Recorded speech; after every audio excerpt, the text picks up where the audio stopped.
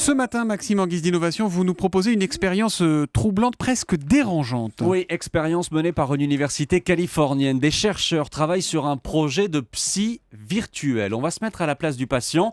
Il arrive dans le cabinet, il n'y a personne. Il va simplement s'installer face à une caméra et un ordinateur. Sur l'écran, Ellie apparaît. Ellie, c'est la psy, ou plutôt un avatar, une sorte de personnage de dessin animé.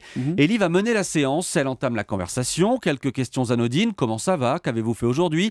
Mais très vite, elle va devenir un peu plus indiscrète. Quand avez-vous été heureux pour la dernière fois? Et pourquoi? Les questions s'enchaînent, les réponses aussi. Et que Ellie pose les questions, ça on le comprend assez facilement, mais est-ce qu'elle comprend ce qu'on lui dit, cette psy virtuelle? Oui, elle a été programmée pour, non seulement elle comprend, elle relance, mais en plus, et c'est là où les choses deviennent complètement dingues, l'ordinateur va analyser tous les mouvements du patient, dans le moindre détail, degré d'ouverture de la bouche, des yeux, inclinaison de la tête, largeur du sourire, posture générale. Tout est analysé. Et ça sert à quoi en fin de compte? Eh bien, l'hypothèse de ces chercheurs, c'est que nos mouvements trahissent notre état psychologique. Ils sont persuadés de pouvoir détecter comme ça les signes précurseurs de la dépression. On en parlait tout à l'heure dans le journal, en tout début de journal, avec cette nouvelle fusillade aux États-Unis. L'armée américaine est très intéressée par ce programme. Pourquoi?